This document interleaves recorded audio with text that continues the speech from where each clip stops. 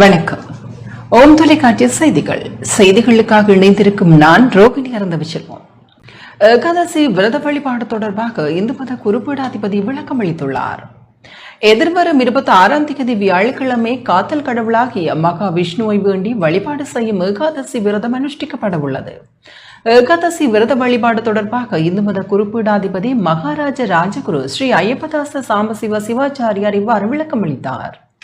ஓம் தொலைக்காட்சி நேயர்கள் அனைவருக்கும் சர்வதேச இந்து மத குருபடத்தின் இனிய வணக்கங்களும் நல்லாசிகளும். எதிர்வரும் வியாழக்கிழமை சித்திரை மாதம் 11ஆம் நாள் 24/4/2025 அன்றைய தினம் காத்தல் கடவுளாகிய மகாவிஷ்ணுவை வேண்டி வழிபாடு செய்கின்ற ஏகாதசி விரதம். இது திதியை அடிப்படையாக கொண்ட விரதம் ஏகாதசி. இந்த 15 திதிகளுக்குள்ளே வருகின்ற ஏகாதசி என்று மகாவிஷ்ணுவை வேண்டி சிறப்பான பூஜைகள், அபிஷேகங்கள், ஆராதனைகள், வழிபாடுகள், உற்சவங்கள் விஷ்ணு ஆலயங்களிலே நடைபெறும். மகாவிஷ்ணு சன்னிதானமாக உள்ள ஆலயங்களிலும் இந்த பூஜைகள் சிறப்பாக நடைபெறுகின்ற வகையிலும் அங்கும் சென்று நாம் பிரார்த்தனைகள் செய்கின்ற பொழுதிலும் இந்த ஏகாதசியிலே விரதம் இருக்கின்றவர்கள் அர்ச்சனைக்கு நாம் செல்லுகின்ற பொழுது வெறுங்கையோர் போகக்கூடாது.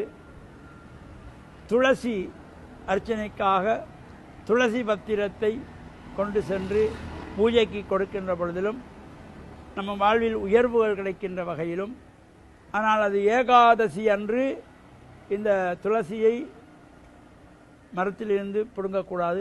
முதல் நாளே சூரியன் மறைவதற்கு முன்பதாக, சூரியன் மறைந்த பின்பும் துளசி செடி பிடுங்கக்கூடாது. ஏகாதசியிலும் துளசி பிடுங்கப்படாது.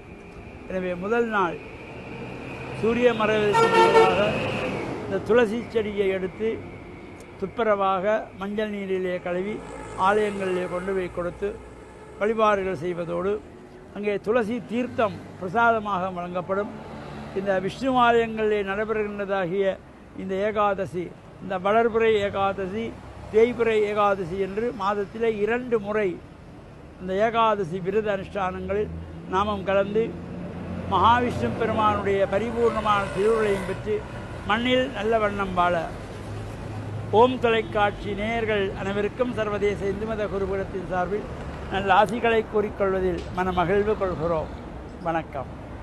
இத்துடன் ஓம் தொலைக்காட்சி செய்திகள் நிறைவடைகின்றன. தொடர்ந்து நமது ஓம் தொலைக்காட்சி நிகழ்ச்சிகளின் வாயிலாக இணைந்து கொள்ளுங்கள். வணக்கம்.